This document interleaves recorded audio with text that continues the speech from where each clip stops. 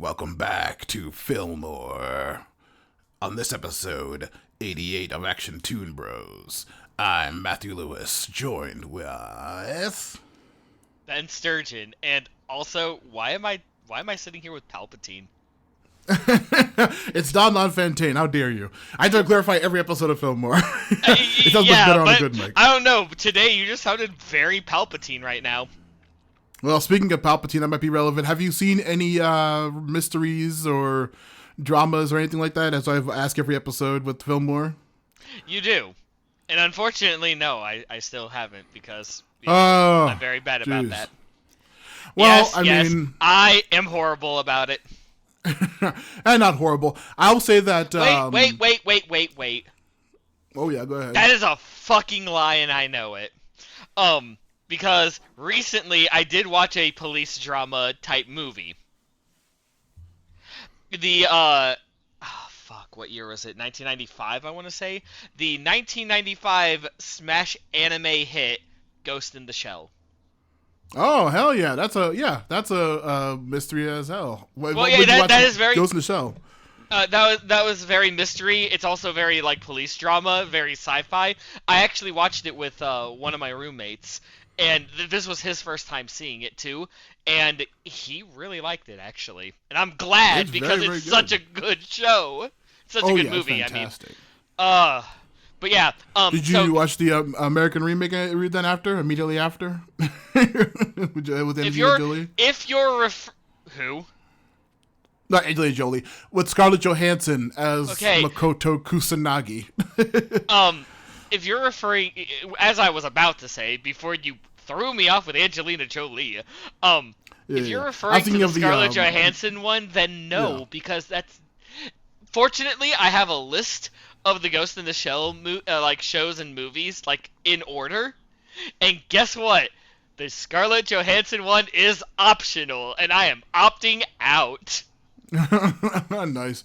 Yeah, I remember I was checking out the manga forever ago. I saw the movie once, a billion years ago, but I've never really pursued it. But I'm very well aware of it. But yeah, very amazing series. Yeah, well, just to give the fans an insight on me personally. Not only did I more recently, and by that I mean I think January, if not December, bought the big hardcover special edition of both Ghost in the Shell 1 and 2 manga. Mm-hmm. But I actually own just about, I don't own everything, but just about all of the anime on Blu-ray or DVD. Hell yeah. I'm missing a small handful, but Ghost in the Shell is one of those ones where I hadn't seen it in a while, but I absolutely freaking love that series. Hell yeah. Yeah, fantastic detective series with a very awesome, very high concept sci-fi twist, yeah. Oh, yeah. Fucking fantastic choice. Hell yeah. On my end, I've just been doing a recent rewatch deep dive into Supernatural seasons 4 through 7, which is when they start introducing the angels and stuff like that. That's honestly, it's probably the opposite, because that's when they stop being a procedural monster of the week show and switch over to a steady ongoing plot about heaven and souls and stuff like that. Really very much broader overarching seasonal thing. It's not really a specific mystery that they're solving. But yeah, very, very fun arc. Introduces best character Castiel. Still have fucking half the series left after that, because there's fucking 13, 14 seasons of that show. And I know it gets real bad real quick. The other thing I've been reading was Eddie Brock Carnage, the comic series. I was talking with Ed about it on our Marvel part 3 of our 20-hour long Marvel episodes. Because it's a mystery of some new villain called Torment, who's been killing people with the last name Brock, Watson, Parker, and Thompson and stuff like that. Obviously tied to the Spider-Man people, and they don't know who the person is. But also in general, the Eddie Brock Carnage comic series is basically Eddie Brock took on the Carnage symbiote, and with that, he's keeping it contained as best he can, because he is a murderous psychopath. So to control that, he has to pretty much become Dexter from the Dexter TV show, and he has to kill serial killers and murderers, because otherwise Carnage will just start killing innocent people. So he needs to feed Carnage's insanity by like hunting down killers and stuff like that. So it's like him doing research, finding people, following them, stalking them, and stuff like that. So it's a very, very fun comic series. Huh. Yeah, it's a very fun comic series. Okay. I see the vision. It's not bad. It's a very good show. Yeah. Very fun mysteries of him like stalking people. Most of the time they're not super powered, which makes it very easy when they do find the person for Carnage to just rip them apart. But like of course there's always obstacles and heroes trying to stop them and stuff like that. It's a very good comic series. Now Matt. Big recommend. Yeah. We cannot talk about anime like fictional detectives without mentioning probably one of the better ones from the DC universe. The Question. Oh, The Question's fantastic. Have you rewatched the episodes of Justice League or something with The Question, or just wanted to mention him? I just wanted to mention him, but like I'm not gonna lie, yeah. The fact that he's voiced by one of my favorite horror actors ever, Jeffrey Combs, and the GOAT, the best. Yeah, right. And the Lovecraft's fact that strongest warrior to this day. it's true. It's absolutely true. Plus the fact that like such an underrated character because he's for those of you who don't know who The Question is, he's in the DC universe and he kind of is a nut job because he goes off of conspiracy theories and stuff like that. And somehow they always actually lead to something that's actually bad that needs to get taken care of. Yeah, I was gonna say, I'm pretty sure, like, what the 52 comic happened probably almost like 2 decades ago now because we're so goddamn old. But like in that series, I remember the original Question. He passed away. In that arc, the last part of 52 was about him dying of, I believe it's cancer. And like Renee Montoya takes up the mantle.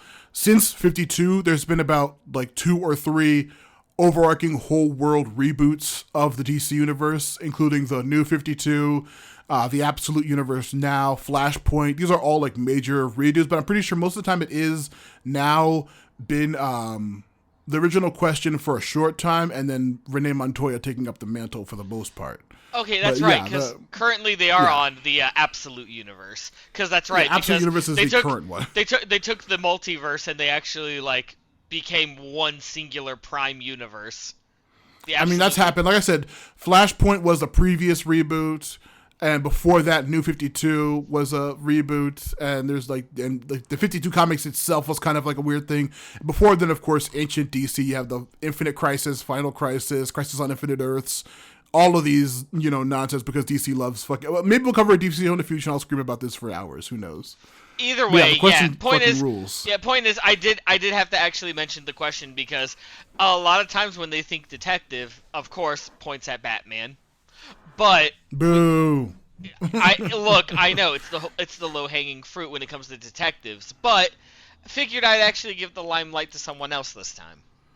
Yeah. Also, another mystery that's starting right now, actually a How Catch 'Em following the bad guy, a show that we very much, it's in the running for potential next things for me after Fillmore. Darth Maul, Shadow Lord, or whatever the fuck it's called. Yes, because I have yet to see, because you said the first 2 episodes are out, right? First 2 are out. It's literally just him being a weird shadow crime person and like this police officer on Coruscant trying to find who's behind it. Yes. And it's so fucking good. It is 2 episodes in, it's so fucking good. I actually have that like on one of my tabs right now for Disney Plus. I just have yet to actually watch this because you showed me the trailers and they actually look very interesting. So I do want to give it a shot. Yeah, and also I am so hoping that Twi'lek is gonna grow up to be Darth Talon, because goddamn, it's why so would good. Why would we want Lucas to win? I mean, they're friends. Look at them; they're standing next to each other and they look similar. They're friends. No, stop. They're friends. Anyway, George, they existed 150 years apart. No, they're friends. Okay. So hey, we're getting distracted. Yes, we are very. Then again, wouldn't be a podcast if we didn't. But these, of course, but these 3 episodes. Yeah, you were saying. This batch. Oh, yeah. Not gonna lie, I even told you a little bit because we talked just a smidget before the recording. I think so far these 3 are my favorite because, wow, like some of these ones were easy to spot who did it, but I don't know, the way they did these episodes were actually really good, actually. Oh yeah, these are some of the best episodes, I think, in my opinion. Like, Hey. yeah, these are so fucking good. But Just, yeah, are you ready to get to it? Are you, boss? Hell yeah. Okay, so let's get to it with Season 2, Episode 7. Links in a chain of honor. Act 1. Act 1. Last brother. First sash. So we start off at some kind of... the 5th annual Pups and Peeps Living Art Exhibit. Bow, ... Wow! Yes, so fun. I do have that, right? I had to, because I'm like, okay, sure, whatever. So I'm guessing it's like like an art show and dog show? I think it's a thing with dogs, art and art of dogs. It's like, but by their owners, which I think is absolutely adorable. It is kind of actually. Yeah, we meet Peter, a brand new officer in training under Fillmore and Ingrid. He's bringing them some special safety vests for the patrol duty that they're on. They also, as they're like, patrolling the area, looking around the booths, they see a highlight booth selling glow-tennas with a very bored-looking booth attendant named Oscar trying to pawn off these glow-tennas. And they're kind of like, no thanks, dude, that looks like shit. Suddenly, a washboard, like, musical display of dogs just, like, jumps the officers out of nowhere and starts attacking them. Or just kind of digging their pockets, like, what the hell is going on? They reach into the sweaters. Yep. And all of a sudden, they reach into sweaters. And they're there's full dog of treats. And they're like, wait, why are they lined with dog treats? And all of a sudden, we see that there is a mysterious girl wearing cat attire here. Yeah, Amelia Ahern. Yeah, that's what it was. Amelia Ahern, who's like, she's part of the, like, I don't know, what was it, like the cat club or something like that? She's president of the cat fanciers. That is, the cat fanciers. And so, of course, Peter, being green under the collar, is just like, hey, stop, you're under arrest, kind of thing. He starts chasing after her. And Fillmore's like, dude, no, she wants you to chase her because you still have the coat on. And, of course, as the chase goes on, he does get attacked by dogs because of the frickin' treats in the coats. Yep, and destroy a bunch more displays. And we cut to a classic Vallejo chewing them out for this display destruction, and they're kind of telling him, yo, this Peter kid is not working out. He's way too green. He's way too immature. He's not ready for the force, at all. But then, of course, Vallejo's like, no, his brother is an incredibly famous patroller, and he's current school president, named Robert. And he says he can be... But we learn that their whole family is a legacy of patrollers, including their brothers Chuck and Chippy. Yep. So Robert, so he's a legacy school president. He cannot get rid of his brother on the team. We need him. Yep, because apparently Chestnut is the family name, and apparently the Chestnuts are like, they are, you do not, like, they're like too good. And of course, since he's a Chestnut, show him the ropes, Fillmore, kind of thing. Yep. So, of course... we cut to Peter kind of like longingly looking at the Glee Club, which in case you forgot, since anyone's episode 1, that the Safety Patrol office is sometimes shared with the Glee Club. He is apologizing. He's like, oh, I'm sorry for screwing up earlier, you guys. And like, hey, you just admiring the film where it's like, you admiring the Glee Club? He's like, yeah, but I have to be the Safety Patrol officer because it runs in the family. But man, do I love singing. And then as that happens, immediately we see this like... taller, older kid walk in with like a varsity jacket and everything, and we find out that it is indeed Robert Chestnut. Robert Chestnut. And of course, O'Farrell faints because he's like, oh my God, Robert Chestnut. And he faints as Vallejo chats him up about their history on the force. He mentions to Vallejo that the shipment of foam lobster claws that the school sells at like pep rallies has been stolen, the entire shipment. Vallejo's like, okay, I'm going to put my 2 best officers on this, Mr. President, don't worry. And he's like, hey, I want my brother Robbie on this one too. And he's kind of like, are you sure? And he's just like, yeah, man, don't worry, I'll sign a waiver for him I'll sign a waiver for him to join the team. And Vallejo's like, oh man, I remember how fucking shitty your handwriting is. No thank you, man, no thanks. That's fine, we'll trust you. As Robbie gets a pager call, he then decides to leave. And this is when they are investigating the area. Anza says that there's no forced entry, Only Rob and the janitor have access keys to this booth, so that it might have been stolen, but there's only 2 people who have access to this room where the lobster claws were. Ingrid finds a clue. There is a false wall in the closet where the lobster claws are being held, and it leads to the flower club. They go to question the gardening and flower club president. James is his name, and they are in the giant piles of compost outside of the school. Of course, yep. James immediately recognizes Peter as Rob's brother and says, man, Rob, he was one of the best members of the gardening club. And they're like, really? Rob was in the gardening club? Yeah, he used to love attending to his sunflowers. He called them his sunflowy dude friends. Sunflowy dude friends.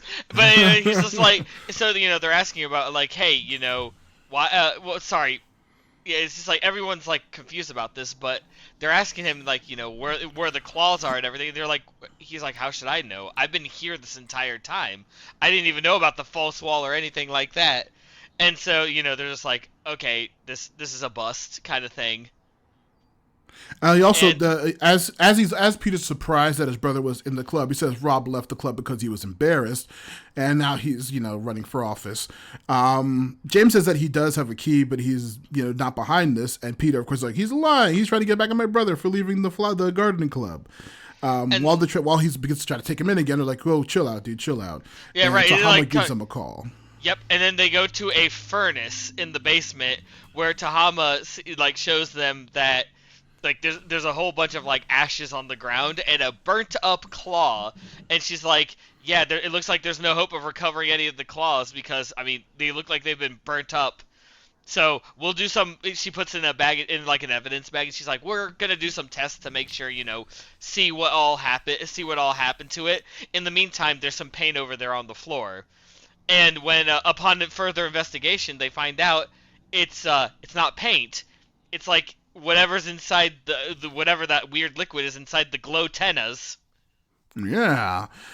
They are going to go question Oscar regarding what is going on. As they go and try to find him, Peter finds it, but then he knocks over a gigantic bucket of the glow paint everywhere. They see a culprit trying to escape, and they flee to catch them. Just as they, they use the glow tenna glue to catch the person and stop them. And then they capture him, and it is Robert. Bum, bum, bum. As when we hit Act 2, the glow fades. And they question Robert. Yeah, and Robert's like, I heard that my brother was biffing the case a little bit, so I thought maybe if I could help a little bit, maybe, it would put a good example on him kind of thing. So I came in here to, do a little bit of investigating, see if I could find any clues and, like, make it so that my brother could find it kind of thing, to boost his morale and everything like that, which is absolutely sketchy. Yeah, not at all sus. And of course, immediately, before anyone else could question him, just beep. Oh, sorry guys, duty calls. Yeah, it goes another page. Yep, another page. As he leaves, we see Oscar come in and like, what the heck did you guys do to my glow tennas? His whole office is destroyed. They ask Oscar, where were you? And he says, I was hanging banners for the school pep rally to try to, get things up. These being a little bit suspicious, so they're like, well, don't go anywhere. He's like, hey, no, don't worry. I have a new scheme. The glow tennas aren't going to work, so I'm going to sell these lobster tails. You can sit on them. You can wear them. It's going to be fantastic. I was trying to like pitch them to the guys, and they're kind of like, sure, man. But just then, his little sister, Tracy, comes in. She's like, hey, brother, are we going to hang out? He's like, hey, I'm busy. I can't be seen hanging out with a little kid. Get away from me. You're so lame. He's like being really rude to her. And as they leave, Peter questions her, asks like, hey, what are you up to? Where are you going? She says she's on the elementary school student council. Yeah, it's like it was like the 6th grade student council, and she Oscar's like, she has big plans. She can have big plans. She can actually be someone, Oh, not yet. No, we're not there yet. That's in a little bit. Right now, it's just when Peter's questioning where she's going, and then he mentions again to the rest of the team that he feels bad, and he feels the pressure to live up to his name, and he feels really shitty about that. But he's still going to stick with the safety patrol. And then we cut to Anza talking about, Oscar definitely was hanging banners. He does have an alibi. And this is when they go and they go actually talk to Tracy hanging out with her friends. Because like on the first time when Peter talks to her and finds out she's on student council, she's like on her way out of the room and he asks her that. But now they actually go talk to her at her, like with her friends, meeting up with her, like I assume student council or just a group of friends of hers. And she talks about how close her and her brother Oscar were as they were on the cover of Rivalry Schmivalry Siblings magazine. Front page too. Yeah, the front page. She mentions that Oscar was kicked from the highlight team. That's why he was selling the Go Tennis to sponsor them. And he ran for student council, but nobody really cares about him, so he was kicked off of that as well. And Tracy was hanging with her friends, so she has a solid alibi for where she was. Yeah. They still think that Oscar somehow is behind this, even if he has an alibi.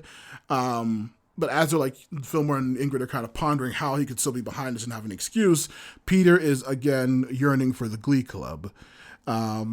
This is when they go back again to question Oscar one more time, but this time he actually flees.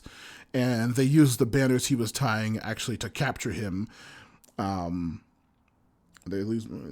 Well, Peter, as they're they're chasing him, Peter goes one way while Ingrid and Fillmore continued the chase. They start getting oranged, and as all of that's happening, through a nice chase, we find Peter like actually comes in with like one of those like towel bins or whatever, and actually pushes and captures the perp. Oh yeah, captures him in the clothes. And of course, you're right. And of course, Ingrid's like, "Wait, wow, I didn't think you were gonna come back." And even the new kid's just like, "Yeah, I'm not gonna lie, I didn't think I was either." Yeah, I didn't think I was gonna. That's when they question him again, and he mentions that he gets no respect, and he mentions very specifically that he is jealous of Rob and everything that he has. But again, they get nothing from him, and they kind of talking to Vallejo like, I don't know how we're gonna solve this. And Peter's like, let me have a chance, and they're like, sure, man, whatever, you can try. He goes in for 2 seconds, and then comes out saying, I have a full confession. They're kind of like shocked by that. He gets like a very detailed thing saying like you hear Peter like he's like well, and then the guy's like, fine, I did it, I'm behind it all, I did it, and I did this, and I framed this person, and this is how I did it. They're like, wow. He really did it. He really did. And of course at this moment freaking Robert shows up and is like, yeah, I knew you could do it, little bro. I'm just like, odd timing, dude. And then of course, and O'Farrell's just like, oh my god, could I Robert Chestnut, can I get your autograph? He's like, sure. He writes it, and that's like O'Farrell reads it. He's like, Romlo Schmengi. Yeah, like literally. And then of course, it's like, hey, Roberts is like, yeah, to my brother, the best the all-star patroller ever in the force. And they clink hot chocolate, and they toast. They do a toast, and next scene we see I always forget Peter playing a very pricey pitch pipe. Yeah, apparently, and when asked about that pitch pipe, he says it's like some kind of like super high end one that like he won on an auction kind of thing. Yeah, from a band known as the Four Sideburns, and he's like, they're like the Four Sideburns, are they just 2 members? And they're just like, it's a bad name, but great band.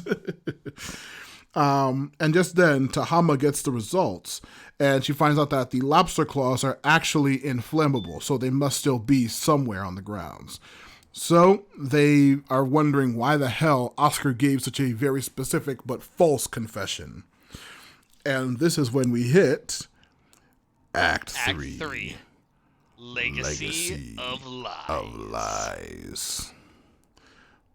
So the claws are biodegradable, and that leads them to think, oh my god, it's the compost.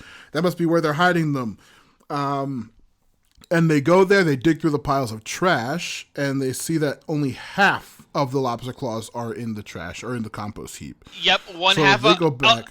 A whole bunch of like claws, but they're all the same half. And even the president's like, I don't usually go through this until the springtime. Why were these in here? And then of course, it's just like, okay, so where are the other halves? And this is when they go back to Oscar and ask him what the hell's up with that false confession? What the hell are you doing? What's up with you lying to us? As they leave, Ingrid uses her her memory to remember. Yep, she remembers that there was a glowing X in the room with the burned half claw. And they kind of go back and find that the other halves are in the roof of the Highlight building. And when Oscar was like, yeah, you could sit on these, and these are really neat. They're so super soft. They actually rip one of them open, and they find that they were actually stuffed with some of the other half of the claws. The lobster tails, yes. The lobster tails were stuffed with the claws. So, as they're like reporting in what they're going to do, this is when Peter goes to try to like talk to Robert, but he's not in. He goes to see Robert to see what's going on with the office, and he says, "Hey, we're going to order some new claws." He finds out that there's a new order, and also he meets Tracy and sees that she has a thank you letter written to Robert, his brother. He's like, "That's kind of weird." The receptionist tells Peter that Tracy was appointed by Robert himself. And Peter figures out what was going on the night of the theft.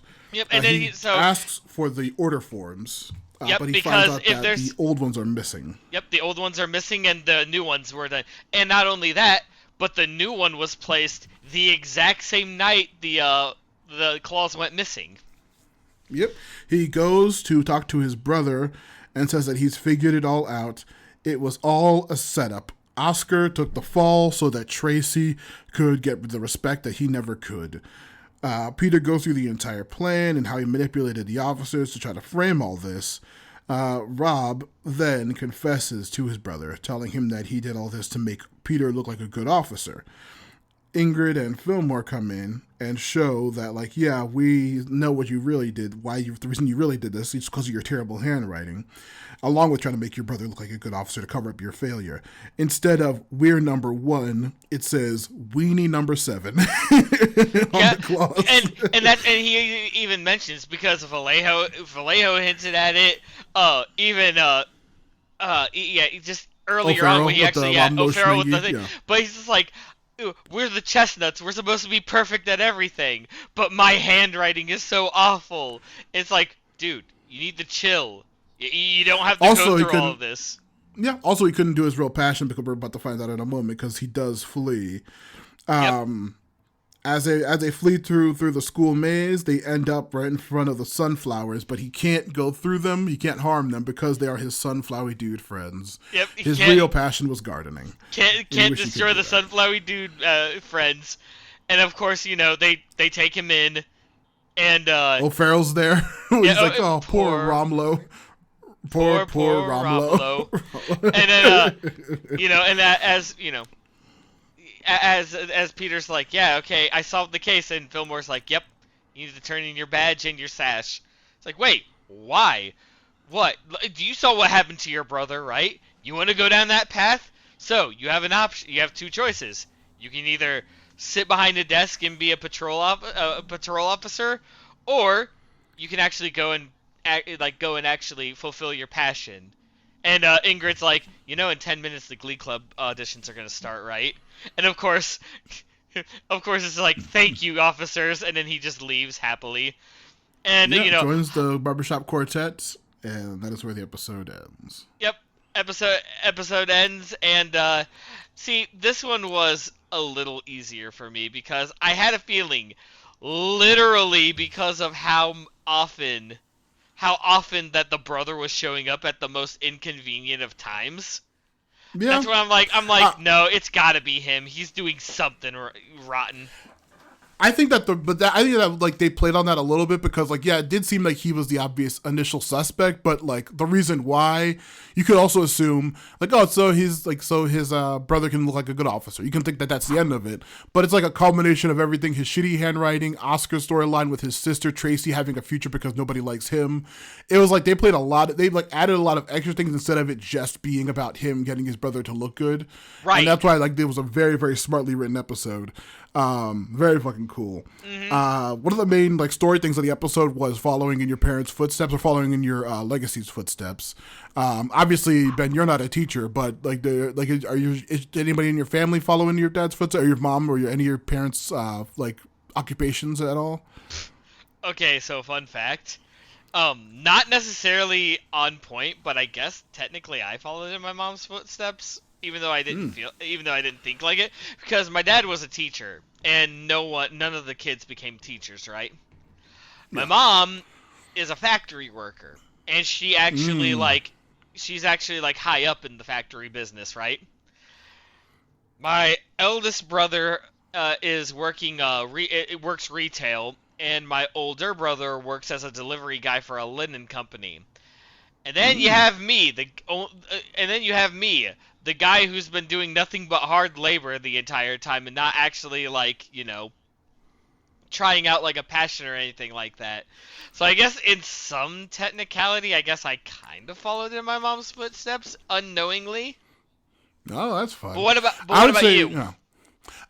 Weird coincidence. Like most of my mom is a doctor. My sister is a registered nurse, which is like the highest level of nurse you can be. Right.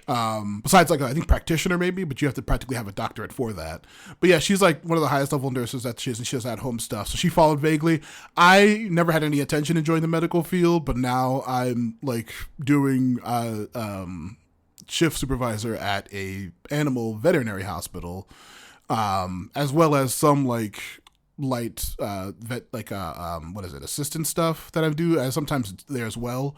So like yeah, it's very tertiary related, but I am also in the medical profession. But also like my dad was an engineer at PBS my entire life when I was growing up, and now he did broadcasting, and so I'm technically kind of doing broadcasting as well with the podcast I've been doing for the past 6 years. So I ended up kind of pseudo following both of their paths. Yeah, again, unwittingly following in your family's footsteps.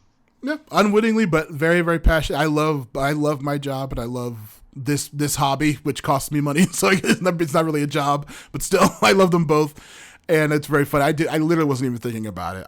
It was like a total coincidence. I fell into both of these things, but it is funny that it's just still related to the family. Yeah. So fucking funny. But yeah, the other thing I was mentioning that like I think that I know I have absolutely horrendous handwriting. I try to avoid it as much as I can, especially in my job, because I've been chastised for it before in the past in college and for like other things. I think that I might have dysgraphia, which is it's like dyslexia but for writing. Just like dyscalculia is where you can't really do numbers.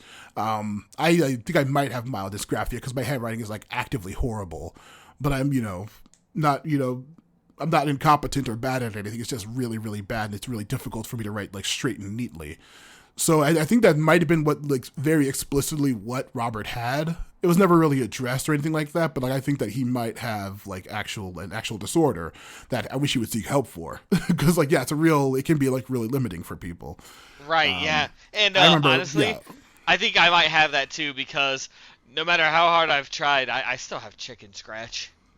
Yeah, I've mentioned it because like one of the people I had come into my job to have their pet treated. Like her husband wrote something down. It was like absolutely horrendously terrible. And she was like, "Oh, I'm a teacher, and my husband has dysgraphia." And I was like, "Oh, really? I think I might have that. You can like see treatment for it." And she's like, "Yeah, she teaches kids who have it." It's just like it's very interesting that I wish you would. It's of course remember that this is taking place in the aughts when these characters would literally be me and your age at the time and now.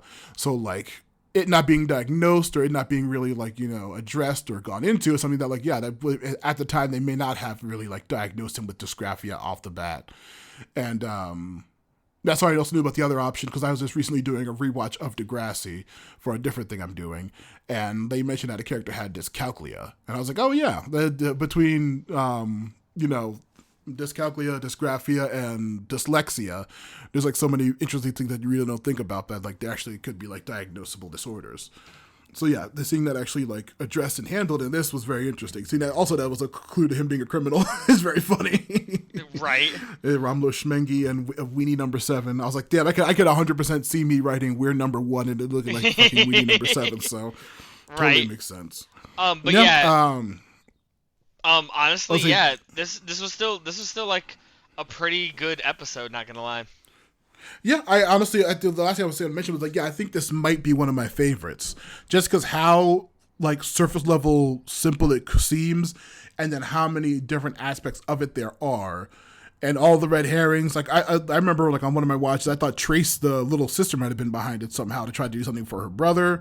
The brother was like an obvious red herring, but why? It was like so many good, and like the confession sequence was very funny. It was like there's a lot of clues to figure out what Robert's doing and why, but it was still like a very fun mystery. So this is definitely one of my top episodes of all time. But with that, one of my top episodes, we probably have to go to my actual number 1 whole series favorite episode of the show after this now. Are you ready to go to the next one? Let's go. All right, because now we are going to Season 2, Episode 8. The Unseen Reflection. Act 1. Sabotage under glass. So we're at this the fan Vampirita fan club. The Vampirita fan club is showing off something in the cafeteria. It is a competition to be in the next Vampirita novel. We see as the two girls are introducing their project for the competition, we see another girl named Trace who's wearing a very straight pink wig, mocking the two fangirls. Yep. We then learn that the fangirls are named Tori and Terry. Yep, Tori and Terry, and they have this glass model that they made themselves. They casted it themselves and everything of Vampirita, the main character. And then they finally reveal it, and it turns out that it's not Vampirita, but it's Senator Werewolf? Senator Fang, right? Thank you, Senator Fang. And he's a werewolf in like a business suit, it looks like. And everyone is like distraught. Meanwhile, everyone's like, and then Tracy, or not Tracy, what's her name? There's gonna be a lot of T names in this episode. Trace begins laughing her ass off at the girls, seeing that their Vampirita statue has been replaced by this weird werewolf. Cut to Ingrid and Fillmore chasing a mime. Just, as is normal here at X Middle School. And, as they're chasing this mime, they actually interrupt a sketching class where, the couch that someone who's posing on gets kicked over, a huge stack of, plastic chairs gets pushed over, and a whole lot of things get pretty much damaged.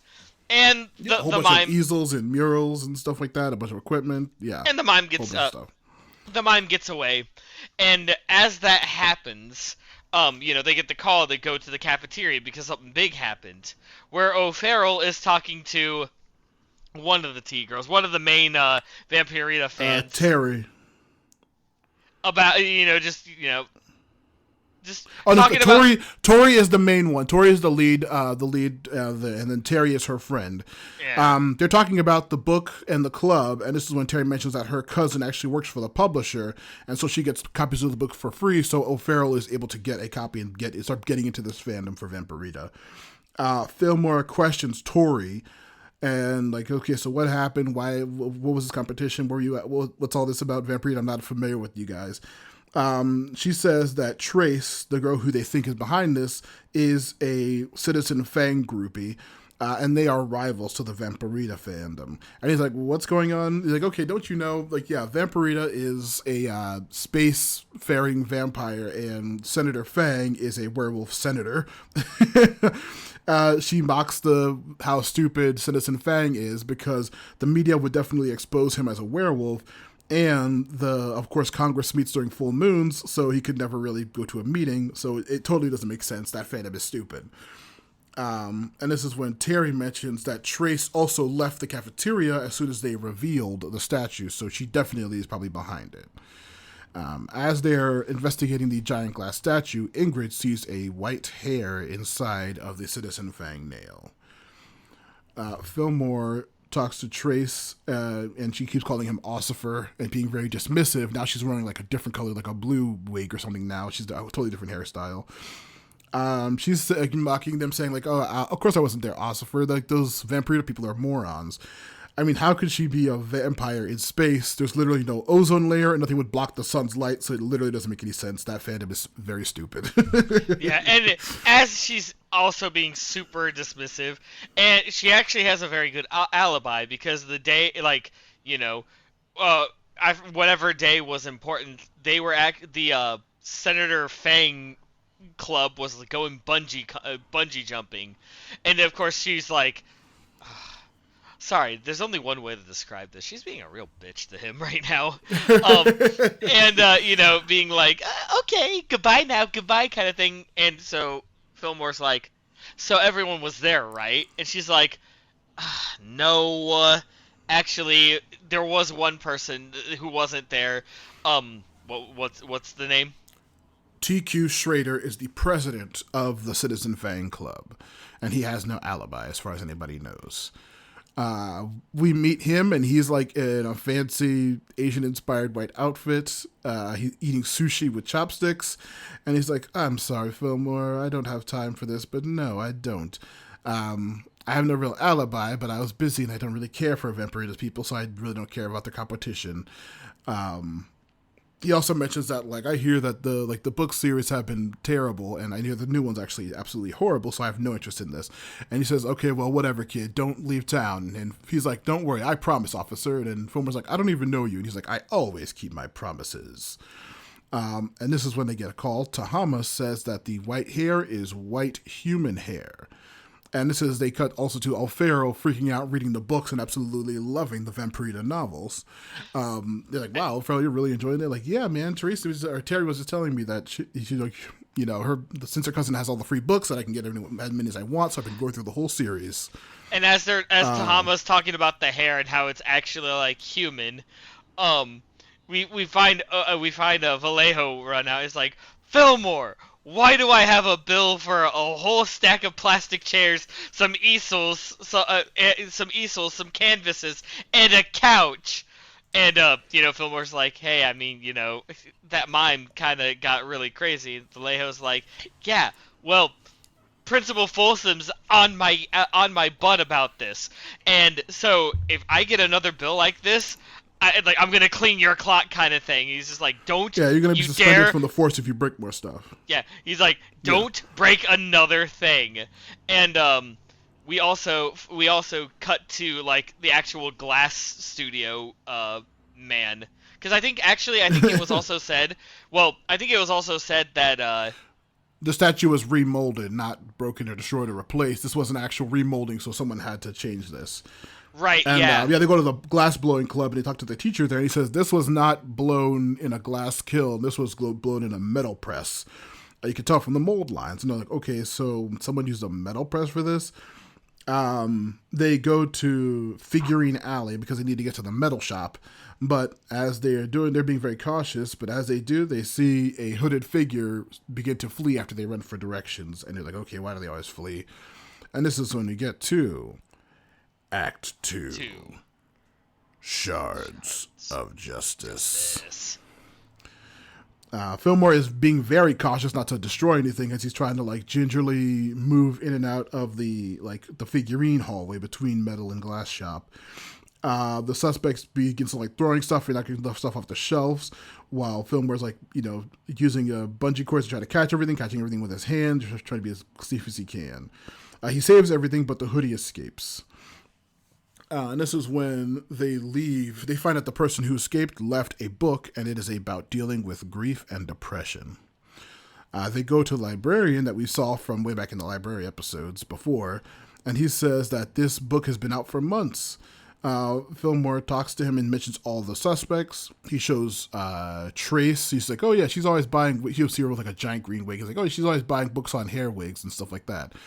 Shows a picture of Tori, and he says, oh, she loves those Vampirita supplementary novels and, like, you know, world building books. Shows a picture of Terry, and he's like, oh, Terry, of course, she's always with Tori. She loves those Collector Mountain ogre dolls. And then he shows TQ, and he's like, oh, TQ, he's my junior librarian assistant. He has access to the library books, like, computer system. And he's just like, really? Well, that's kind of a coincidence that the records have been erased on who owned the book. So, you know, obviously someone's behind this, right?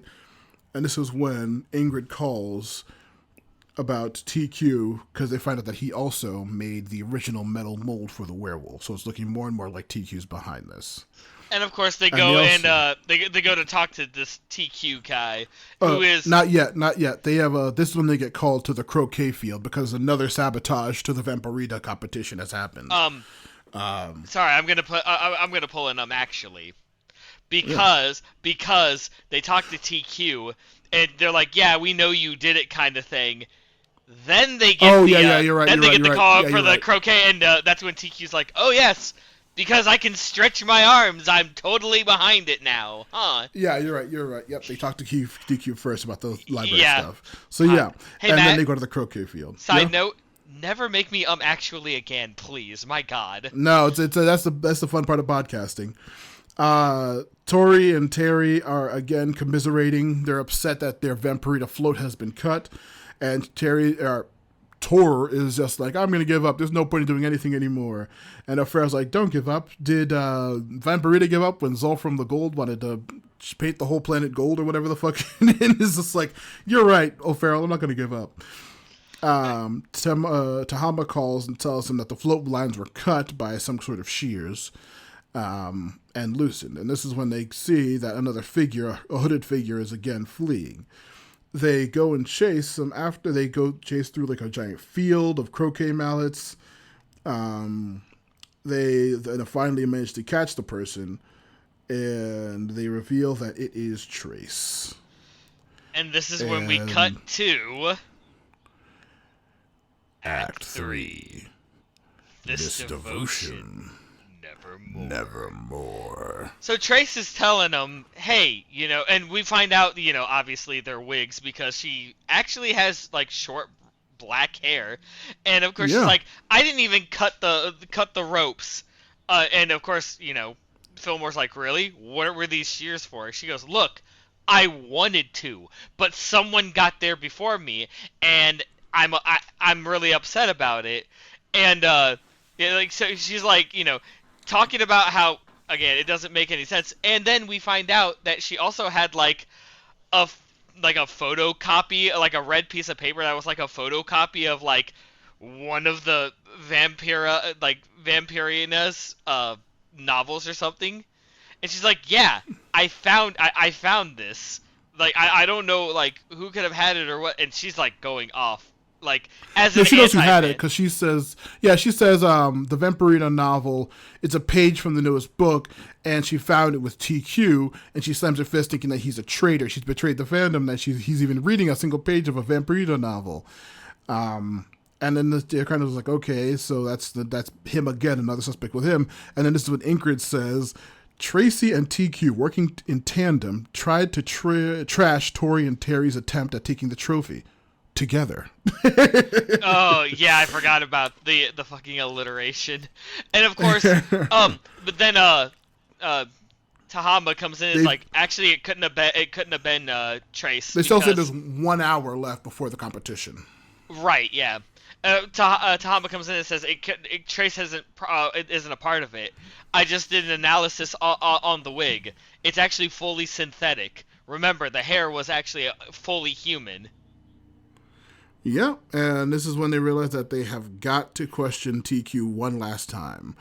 As they meet him, he offers them some Chazriki tea, like some Chazriki, and they're like, we're on duty. And he's like, it's tea. You can sit down. He's like, it's tea. It helps suppress rage. It's supposed to like calm you down. Help suppress rage. And then of course, you know, they ask about the page, and he's like, well, he's like, now why would I have this kind of page thing? And so, like, I forget what he explains exactly about. He mentions page. that it's in red print. It's an early copy of a page that editors use, so it can't be copied. he says that he loathes Vampirita novels, and this new book is the worst one he's ever read. The reason that it's read like that is so if somebody tried to photocopy it on paper, it would just appear like all black and not be copyable. So it's a very special editor's copy. And thus, Fillmore finally is like... As we're drinking the tea, we also see that Ingrid's like, this is pretty good, and Fillmore drinks, he's like, yeah, this is disgusting. Yeah, right. And he says, TQ, you know who the culprit is. You're withholding information from an investigation. You're still going to be in trouble if you keep fucking with us. And then, of course, he just pulls out a weird, tiny ogre doll, and he's like, these things are so atrocious. Starts describing it, and Fillmore literally goes through everything he remembered back, because... It started with the ogre doll and everything like that. And it all points to... Which one is it? Thank you. The hair, Terry. The hair also, you mentioned specifically that the Ogre Mountain Doll hair is made of like real human hair or something very similar enough to it to trick people. Because that's not creepy at all. That's not disgusting. But yeah, and so they know that Terry's probably behind it. This is when they go to the Zom bookshelf or bookstore, and the author is at the event, and like we see them like nerdy fans being like, "I deserve to be it because I'm a creature of the night," and they're like wearing costumes and stuff like that, and she's like very like annoyed and like disinterested in the people that are fans of her novel. And they say like, okay, O'Farrell is like backstage with Tor and Terry, kind of getting ready for their presentation, saying, "You guys got this in the bag. You'll definitely win." Fillmore and Ingrid crash in the middle of their presentation and say, "Terry, you're under arrest." Just then she turns on a fog machine and tries to dive from the stage. Tor is very confused. Fillmore then catches her like seconds later. Yeah, I mean, it wasn't really much of a chase. She literally runs into a, like, blocked off, and it's just like, it's over. And I'm just like, wow, they just really gave up, huh? And then, of course, we find out that, you said Tori was the one, or Terry? Terry is the one who's behind all this. Terry's like, yeah, okay, so I was reading the newest copy. one, the early copy, and then I found out something heinous, something horrible, and so I decided to destroy every copy about it. Fillmore holds up a paper, it's like, except for one, and you see TQ walk in, and she's like, you promised you weren't gonna tell, and he's like, I didn't. I always keep my promises. I just gave a little lead and let him figure it out. Yep. He also, he implies that he knew that she was behind it the whole time because he saw her destroying the book after reading it. And then he mentions that I sympathized with Terry when I saw her destroying the book. I gave her that book from the library on grief. And like, I've been through this myself because this is my 4th fandom I've been on. So I know what this is like. So like, she's like completely terrible. Terry's like, I wanted to tell you, Tor, but I promised my brother I wouldn't ruin it for you, so I didn't get behind it. She's like, are you sure it's terrible? Like, yeah, besides all the spelling errors and grammar errors, Vampirita shares her secret with Zulfram the Gold. Like, why would she do that? Because they're dating. And like, what? That's her sworn genetic enemy. That's so fucking terrible. And then the author, of course, comes up and says this like, wow, this girl Terry is obviously the biggest fan. She's a fucking nutso crazy person. It's just a book. And of course, Tor just absolutely goes off on her about how dare you betrayed the fans. A book or even a fandom is a promise, and you destroyed that with your people who care about you. Maybe go back when you actually understand what your fans want. And then she leaves disappointed, and everybody claps. Yeah, and of course, just the author just rolls eyes and leaves. Yeah. This is when TQ invites the Vampirita Club to an upcoming convention with the Citizen Fang people, just so because they aren't so similar as Fillmore so dastardly said earlier to Trace that they seem pretty similar. And she's like, bite your tongue, how dare you. As things wrap up, Fillmore's like, wow, I guess we really solved this case, huh? That was pretty crazy. Fucking O'Farrell is just like, man, I haven't even gotten through book 8. I didn't even get a chance to be disillusioned. Yep, but then just as he's getting ready to wrap the case up, they see the mime, and then they give chase once again. Cut to the office where they have The mime completely, in cuffs, turning him in, and Vallejo again shouts about all the books that he ruined in the bookstore. He's just like, Fillmore, are you serious? I just told you to be careful. And this one, hey man, that was Terry who did that. That wasn't us. Well, no. Ingrid, he said don't worry. He said don't worry about it. The mime said that he would actually like do an act and donate all the proceeds to paying off all of this stuff. And then what exactly did Ingrid call in? She calls and says that there's a new case in the ceramics department, so we need to go, Fillmore, we need to go, investigate this.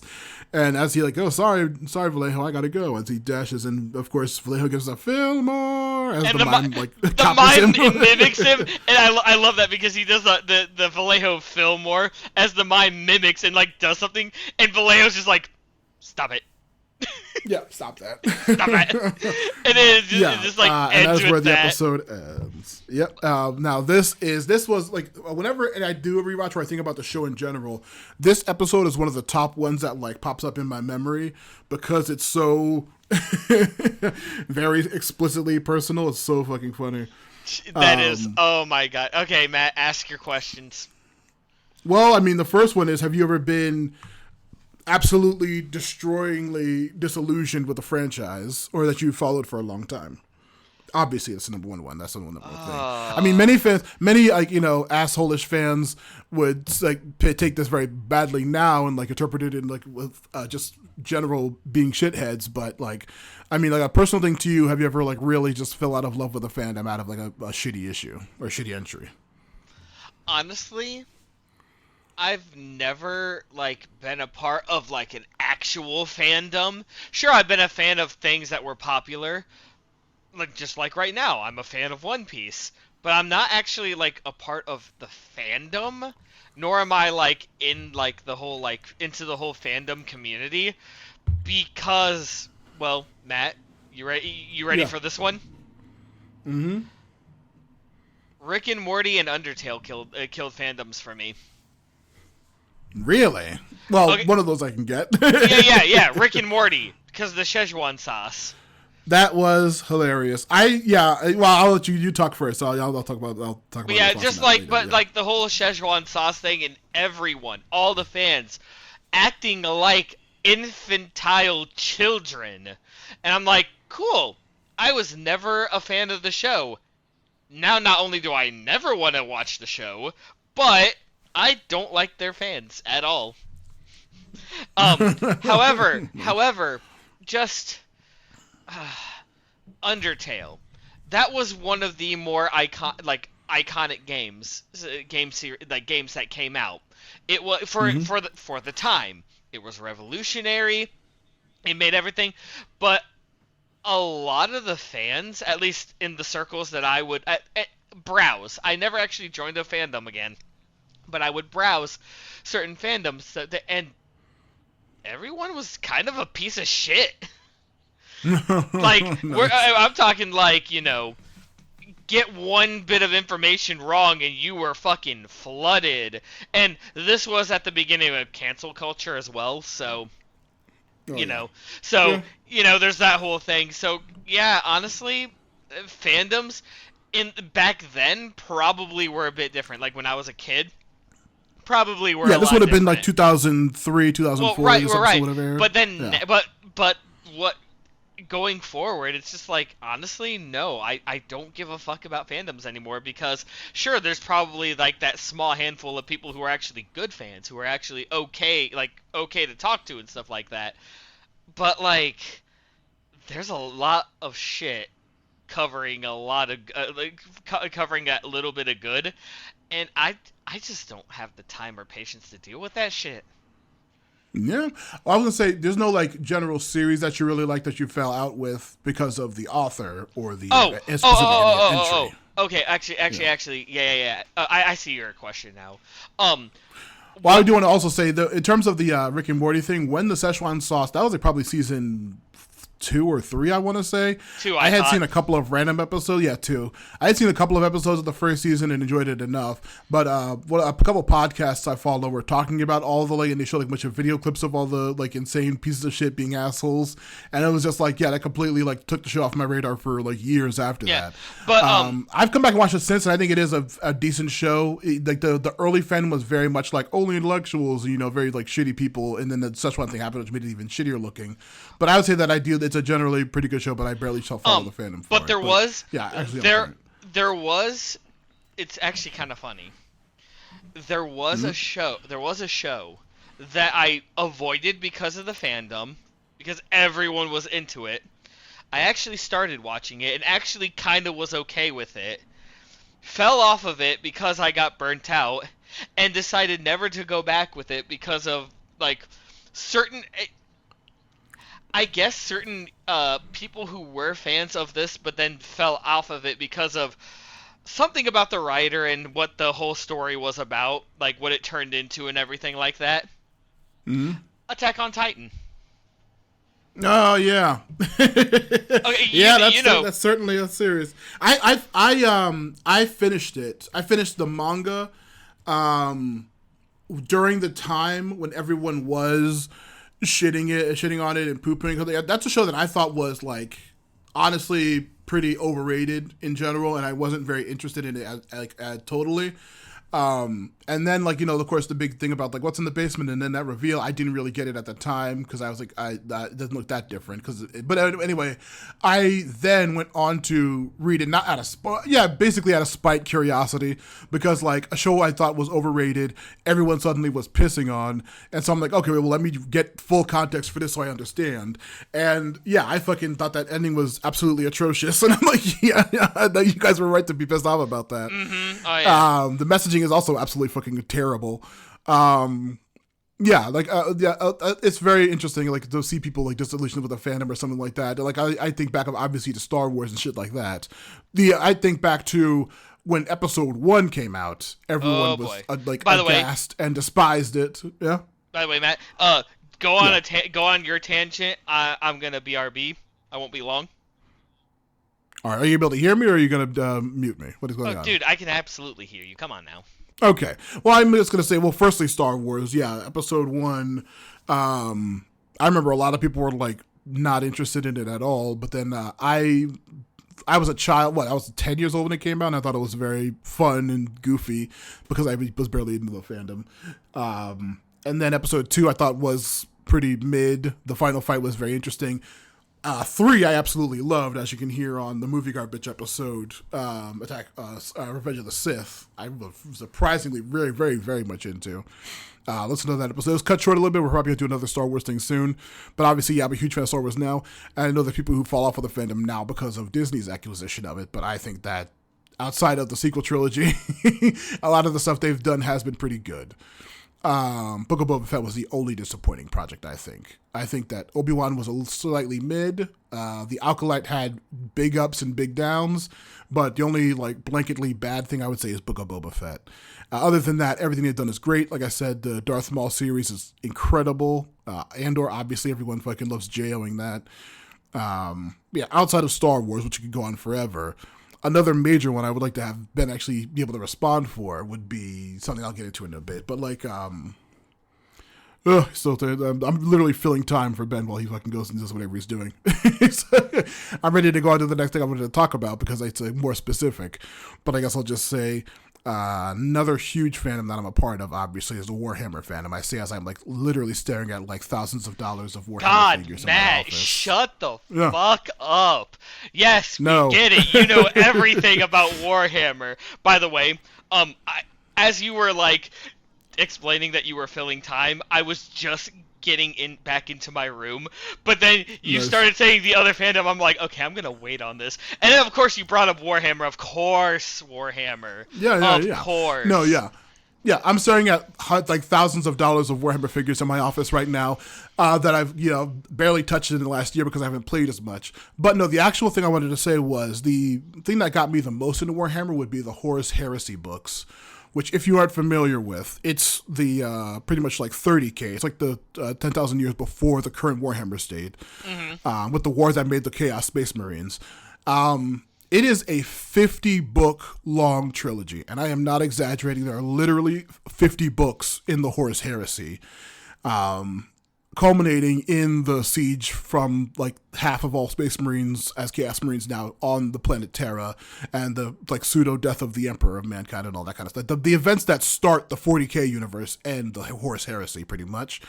It was like a big event. The final 8 books were called the Siege of Terra. And boy, every single one made me more pissed off and more upset than the last. Because it was, if we ever do the Warhammer animated show, I'll go into it more. But yeah, like I read 50 books that I loved the majority of them, introducing a bunch of characters, all the Chaos Primarchs, the good guy Loyalist Primarchs, everything about that. But boy, the Siege of Terra after 50 fucking long books, I read that and I was so pissed off I didn't even finish it. I stopped at book 6. I didn't even continue reading it. I fucking don't want to fucking do. I hate this so much I don't even want to read it anymore. So you can imagine why I'm so fucking disappointed.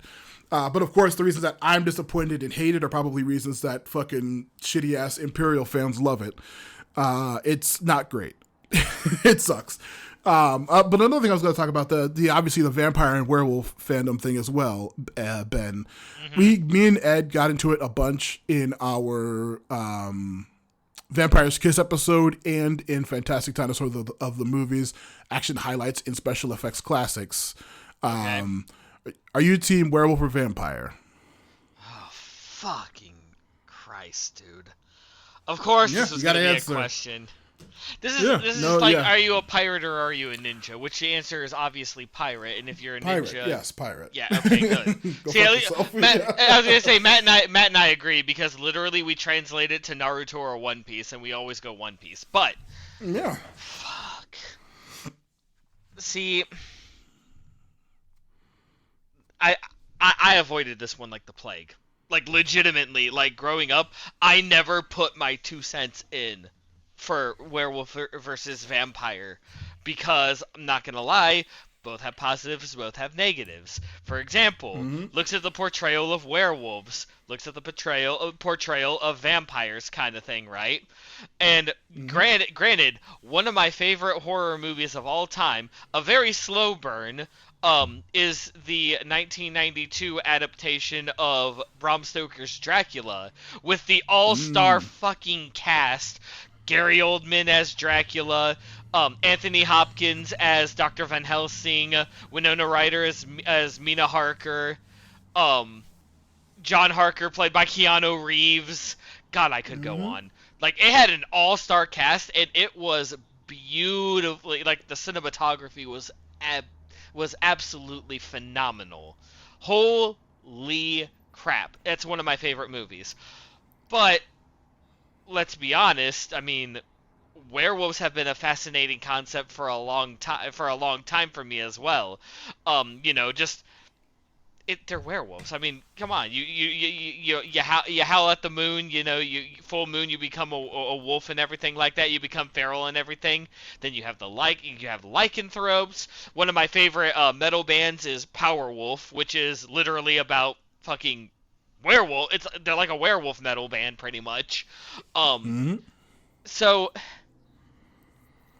Matt, this is gonna sound like a cop-out answer, but I actually don't have an answer for this one. Oh, come on. Well, at least you didn't say hybrids from Underworld. Wait, the what? Hybrids from Underworld and from Vampire Diaries, the vampire werewolf hybrids. Well, I mean, if you wanted to, I could have brought up Vampire Hunter D with the Dampier. Dampiers? Well, that didn't invent Dampier. Dampiers have been around in a lot of stuff. No. I know. But the first time I knew of the concept was Vampire Hunter D. Oh, makes sense. Yeah, right. Yeah. So, like, I honestly don't have an answer because, frankly, again, this is gonna sound like a cop-out answer, but like, I'm gonna be honest with you. Frankly, I don't care. Nice. Well, between Vampirita, the astronaut vampire, and Citizen Fang, the senator werewolf, which would you more than likely read if you're given both books? Okay, I'm gonna be honest with you. Yeah. If it's these two specifically, it would be Vampirina, because that sounds very more sci-fi fantasy than fucking Citizen Fang. Oh, I'd choose Citizen Fang in a heartbeat. Yeah. He's a senator? How's he supposed to be a werewolf? That sounds way more interesting. Yeah, I mean, it's like the whole Clark Kent being Superman thing. All you want to know is, how does he get away with it? Yeah, it's insane. He's a werewolf. How's he get? Does he kill people? Does he not need to? Is he control of himself, or is he not? That sounds way more fascinating than Vampirina to me, because that sounds more like, definitely more young aiming and probably more female aiming than the boy aiming. And this would have been in 2003. I would have been 13 years old. No way in hell I'm reading a girl book. 13-year-old Matt, no way. But yeah, very amazing episode. I really, really like this one a lot. Very fun. Wow, we literally just went on a tangent on fandoms, because that's what this episode was about. Yeah. Oh, also, of course, I have to ask, did you figure out who was behind it at any point? Surprisingly enough, I only figured it out when Fillmore did. So no, I didn't. Nice. Who do you think was behind it? Honestly, surprisingly enough, I overthought the episode. Because I knew it wasn't Terry, I think her name was, the color hair girl. That was Trace. Trace, thank you. I knew there's, like Matt said, there was a lot of T names here. I knew it wasn't Trace, because she was absolutely a red herring. Because the person who is obviously against them at the beginning, never, like 9 out of 10 times, never does it. So I knew she wasn't the one behind it. I knew that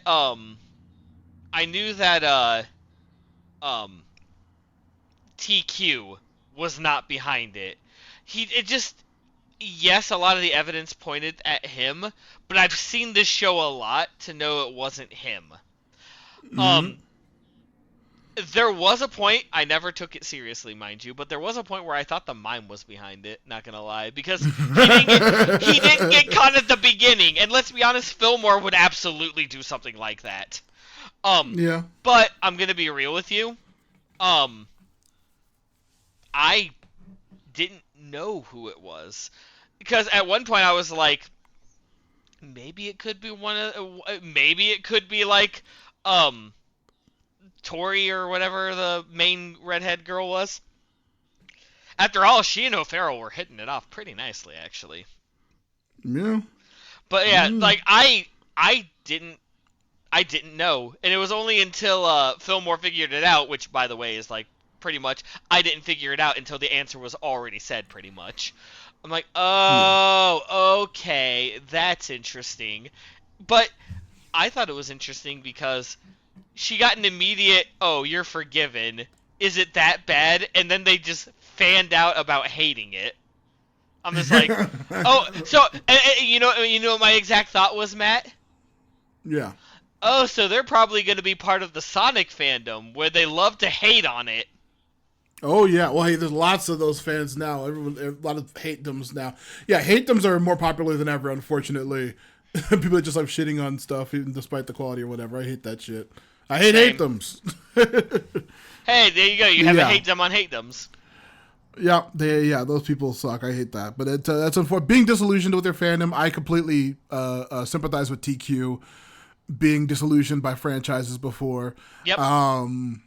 But yeah, very fun episode. Very cool topic. Very topical topic that's even more relevant now, 20 years later. But yeah, fucking great episode. But now we have another episode that's also a very interesting one. If I remember last correctly, one in this little batch. Yeah, I was gonna say the last one, right? You don't even have to ask. You don't even have to ask. We can go right straight into it. Hell yeah, because it is now time for episode 9. Codename. Electric Haircuts. Act 1. A lady vanishes. The school news is talking about a ongoing chase happening right in front of the lockers. Colby stole a whole wall of lockers and is driving it on the drive device as the officers give chase on scooters and a pair of skates. they crash into the Cockney Club's figgy pudding contest. because X Middle School actually found a way to make another club. Yeah. Oh, are you serious? I'd love to be in a figgy pudding contest with the Cockney Club. Dude, I hate figgy I wonder pudding. if they're... I've never had figgy pudding in my life, but I do love Cockney accents. I'm curious if the club is a club of people who are British or people who like doing British accents because it's an American school. Ingrid tosses a can of Spam at the kid and manages to knock him off with a device. Hold on a second. Actually, no. You want to know what it is? What? It's a can of shepherd's pie in a can. Ah, okay. Yeah, I saw that one and I was like, what the fuck? Are you kidding me? A shepherd's pie in a can, huh? Yeah. As they've finally recovered the lockers, they say, okay, we got all of them, except for one seems to be missing. A cheerleader named Miriam comes up to them and tells them that locker 483 is missing. This belongs to Alexis from Cheer Squad. The janitor manages to... They said that they found one of the lockers and it was Alexis's. The janitor opens it and they find a mirror... Wait, what the hell? In another. Yeah, they find the mirror in her it. lock 843 or 483 is missing, and they find Alexis's mirror in a different locker. This is when Vallejo says that they found a letter as well, written in ransom type, magazine cutouts that says "Get it out of your system." By the way, I wanna side point out that I absolutely love Vallejo's mug, where it has the safety patrol sash and it says respect the sash. Nice. Of course. No, sorry. It says support the sash. But yeah, I just thought that was hilarious. Yeah. But either way, they're trying to figure out. They're like, yeah, I mean, and Ingrid talks about how someone used like news clippings, like magazine clippings and news articles. Like one of the E's is from like a super specific font that, what was it, Miss Frederica's Dance and Poise School. Yeah, that's the one. And of course, O'Farrell is very poise, interested etiquette, in and this. Poise. Yeah. Vallejo had been still sitting there drinking his cocoa, and they're like, "Man, you've been hitting the cocoa really hard. You maybe should take a break, Vallejo." And he's like, "Yeah, I'll take a break when I'm dead. Let's get back to work." He puts like, "Oh, well, that kind of comment, Fillmore. Actually, I'm going to put you two on this one as lead. Actually, now you can go to 200 hours of security footage." Well, actually, sorry, I get to do it a second time. I told you never to make me do that, man. I'll keep making you do it. Ingrid makes a comment about, well, if no one saw them, maybe we should look at the security footage. And Vallejo's like, thanks for volunteering. Here's 29 hours of surveillance footage. Have fun. Yep. Miriam, again, while they're going through the footage, stops by and asks them if something bad has possibly happened to Alexis, as the phone and address that they have from her both seem to be fake. She says that Alexis was kind and even gave her half of a harp-shaped necklace, so why is she seemed to be completely erased from the school? This is when they go to Gladys in the computer lab for help, but she also doesn't know anybody named Alexis. And there's also no proof of one in the school records. As they're going through it, another computer girl named Yumi helps, but they see, we're going through more records, and there's absolutely no trace of this girl named Alexis. They go to the cheer coach, and he says that she was one of the best students on the squad. He also says that, I couldn't find any real records of her. And like all the pictures that I have of her, just have her like cut out, or all the photos on the computers of her, or have her faded out. This is very fucking bizarre. And they go back and look at her mirror again. It's the only sign that she actually existed, because there's like every single trace of her has been erased. And they see an engraving on it that says "Poise, Unflappability, and Poise," which is the quote from that Miss Frederica's school. O'Farrell has a tape with a hooded suspect, so while they're investigating, they put him on doing the tape research. And so they decide to send Ingrid to the finishing school. As she enters, Miss Frederica is on the phone with O'Farrell's mother. Hold on. Because if I remember correctly, don't they figure something out? Yeah. Before Ingrid goes, they take a look at the perpetrator, right? And as Yeah. they're like looking through the tape, they Fillmore's like, hey, zoom in over here. And as the perp is leaving, you see she drops something, and it's a missing half of a certain pendant. Then we Oh, cut to yeah. Ingrid. Yep, we see that Hero's over Farrell's mother on the phone with Miss Federica, and the receptionist is there, like, very sloppily eating lunch and drinking a soda and burping, talking about her poise, unflappability, and poise. And she tells her that all of her students get one of those mirrors to try to train themselves in how to be proper. But she also has no record of a student named Alexis ever attending her classes.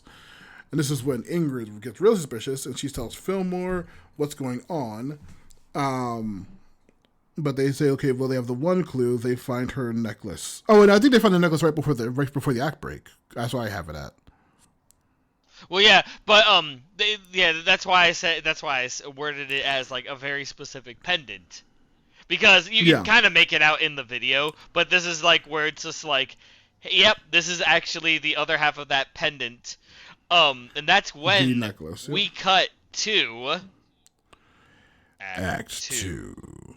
The Traces of Truth. Of Truth. We see Vallejo drinking hot carob drink. Yeah, carob. I'll get into carob at the end.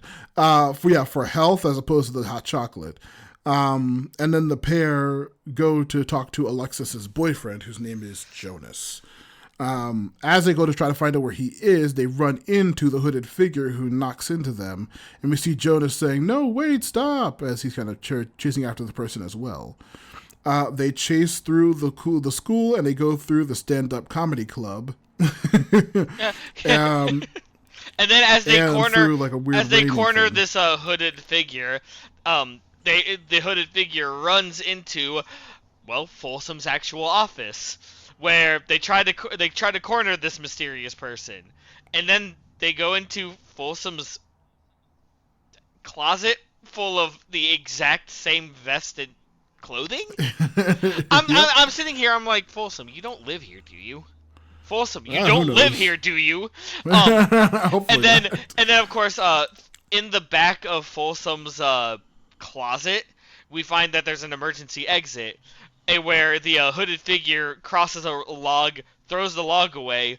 Fillmore tries to grapple hook with one of Folsom's sashes and high heel, but the branch breaks and the perp gets away. Yep, and Fillmore lands in a ditch, losing them. He goes back and they interrogate the boyfriend. He thinks that it was her, Alexis. But he says she seems like a phantom hints of her around. He feels like he's seen her or smelled her perfume. It's very strange. He also says that his computer records were hacked and all traces of her were removed from his personal computer as well. So something's really up with this. He then shows them a picture of her, and they kind of say, okay, well, now we have he has a personal picture of her, so we actually finally have a fucking identifiable thing with this woman who's completely disappeared. They return to Gladys for more information on this Alexis. And they find out that she has been out of town. Gladys is like, I've been out of town for the past few weeks. I just got back, so I'm not too familiar with what's going on currently with the school. And then again, the girl Yumi enters and talks about the popular girls are kind of ignoring them, and they don't really know him or her personally, because the popular kids don't really hang out with people like the computer people. They leave and they talk about the note, and about being maybe it was a computer, maybe some computers are somehow behind this, or what's going on with this. And they investigate. They find a file called Electric Haircut. Just as they begin to investigate it, someone begins to hack them back. And this is when Fillmore decides to go to the computer lab. As he's driving over there in a little thing, he forgets his walkie on in the seat and goes in to investigate. Just then, the hooded figure sneaks up behind him and actually manages to trap Fillmore as Ingrid tries to call him and tell him that Electric Haircut, the virus, is about to go off in 1 hour. And that's when we cut to Act 3. Act 3. Countdown to chaos. Chaos! Yeah. Gladys tries to stop the P2P program, Electric Haircut. Similar to how, MP3 players and, Napster and such. It's set to send everyone's info to everyone else in the entire school, but this also includes school records, tests, along with private emails between each other. Ingrid talks to her and says, okay, well, figure out what's going on. You hack this shit, and we're going to try to get in contact with Fillmore. They cut to Fillmore and see that he has been tied up by the hooded figure who is continuing to hack back. He is slowly readying to escape with a CD he has. He's trying to convince the person, come on, you don't want to do this, Alexis. You gotta, this is, you have so much to live for. He doesn't know who it is still, but assumes it's her. Ingrid hears Gladys use some very strange particular slang, give me an N, give me an O. There's no way we can do this. And she's going, that's a weird fucking way to say that, but okay. She's still got a weird cheery slang. And then she sees a reflection in Gladys's glasses that kind of makes her even more suspicious. Fillmore finally does manage to cut his bonds and catches the hoodie, revealing that it's actually Yumi. And she's like, wait, you're not Alexa? She's like, nope, I am not. This is when Ingrid, back at the computer lab with Gladys, unplugs Gladys's monitor and plugs it into her own and sees that she's actually just been playing tic-tac-toe and stalling the safety patrol team. She's trying to, I'm gonna go get Fillmore. As she does, Gladys does some crazy ass somersaults, which she's a bigger nerdy girl, so this was very shocking for Ingrid to see that she does backflips in front of the doorway to stop her, and she deduces, oh my god, you're Alexis. Dun dun dun. And then that's when you find out that she takes out the pillow that made her look bigger, and she takes off the wig and the glasses, and sure enough, she is a blonde cheerleader. Yeah, she reveals, Yumi on her end reveals that she's doing this virus to make everyone look bad and destroy the popular kids and make everyone equal again. Gladys was pretending to be Alexis, a character she made up, so she could become popular. She thought that she could stop Yumi, but when Yumi found out her secret, she made her help her with the virus to take over the school, or to expose everybody's secrets in the school. She says, even his confession is just me stalling for Yumi to complete the virus. And it's like, oh no. Fillmore tells her what she's doing is bullying, no different than what the popular kids do to you. This is a awful thing. And what do you think they're going to do in retaliation? You do something shitty to them, they do something shitty to you, and they're just going to keep escalating, or they're going to do something worse to you first. Gladys is the one who gave them the get it out of your system message.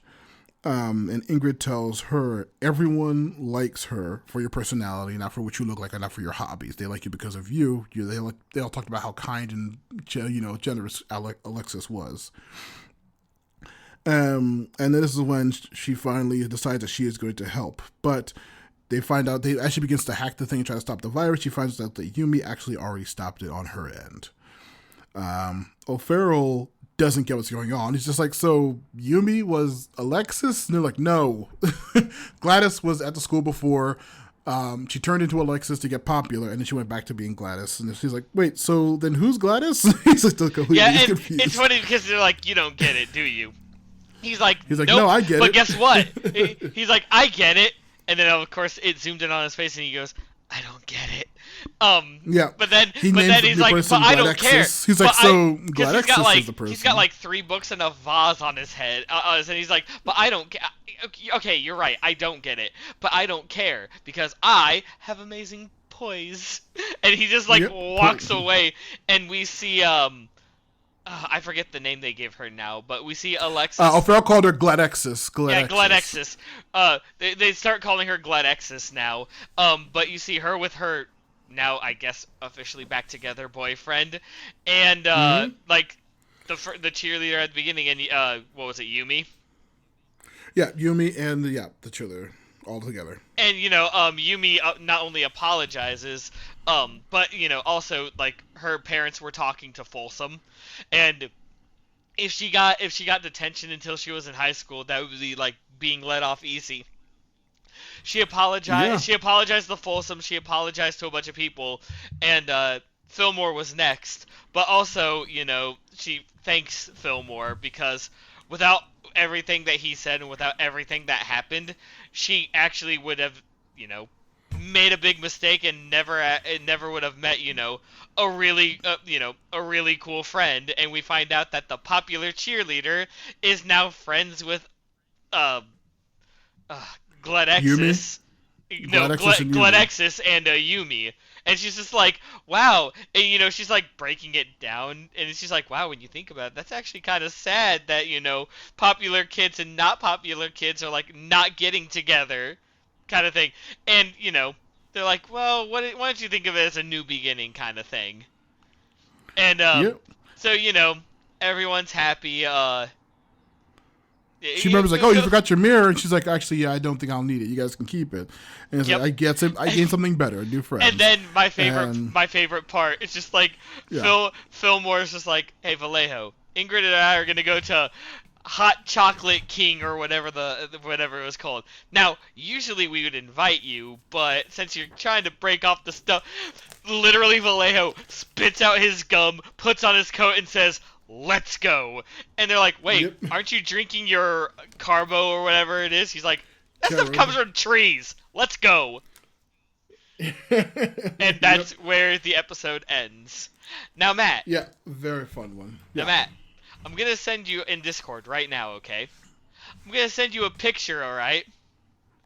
Aside from the obvious, can you point out the one reference I found to a Disney show? Because I certainly can. Oh, yeah. Yeah. Oh, there's also another, that character from besides the obvious, yes, Spinelli is in the lunch scene, but there's also Kim Possible's also in that scene. Wait, is she? Yep, Kim Possible's in that scene. Hold on. See, I saw Spinelli, and I'm just like, yeah, I need Matt to see this because I pointed it. Yeah, no, this is Yeah, because I saw it. Now hold on a second. Well, while you're doing that, I'll say fill in the gaps, will you?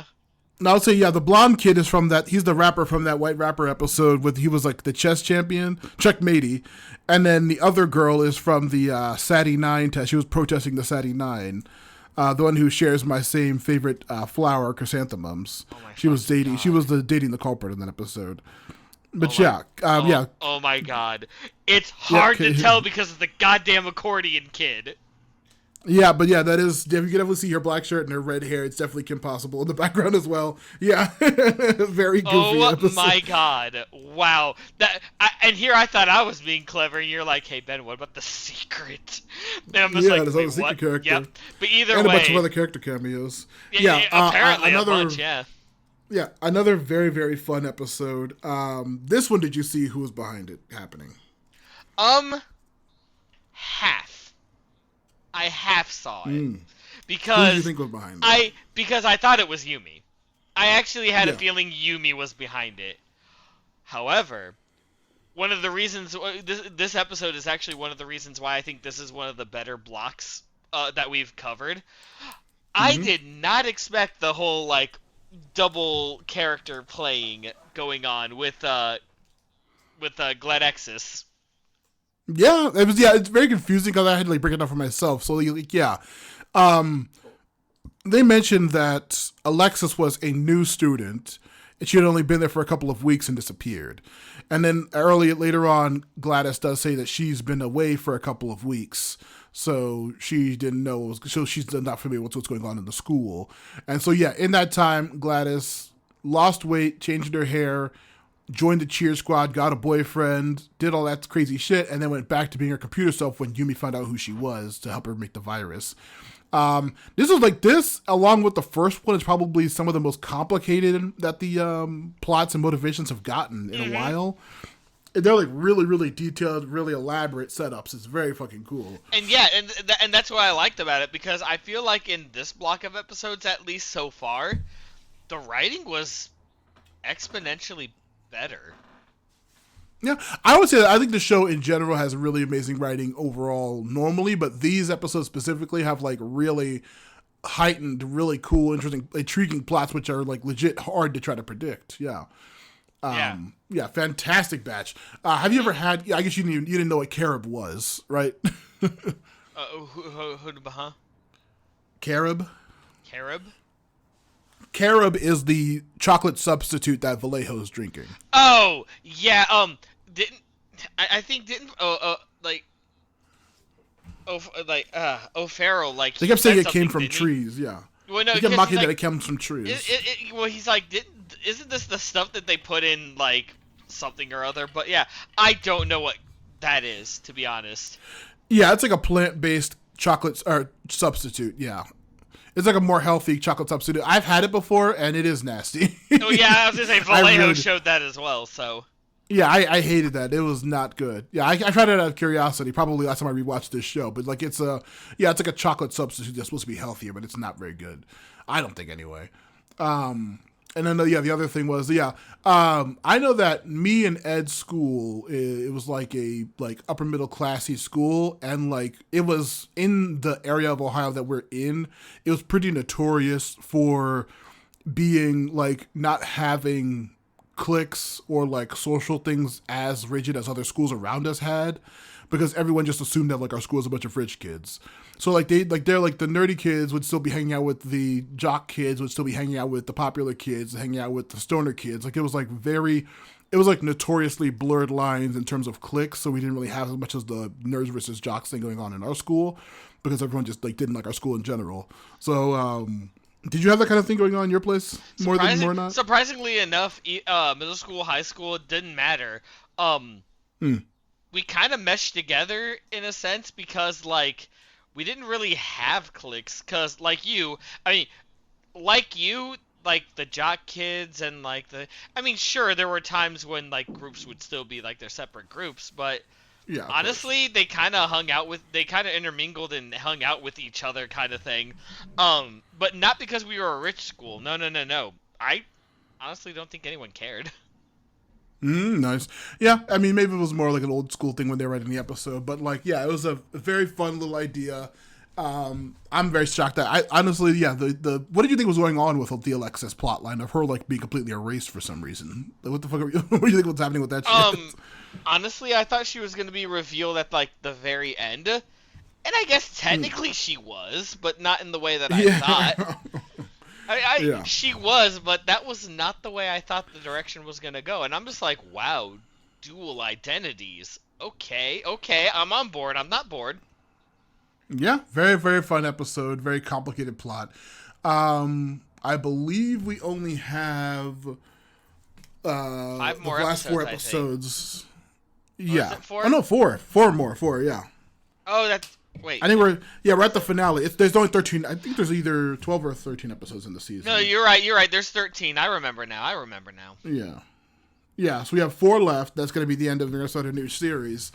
But yeah, almost on with Fillmore. I'm glad I introduced this very fun, very bizarre, very self-serious show. Yeah, right. That's a fun little mystery to you. And I'm not gonna lie. Again, not gonna lie. I'm kind of surprised that it took me this long to figure out that this show existed.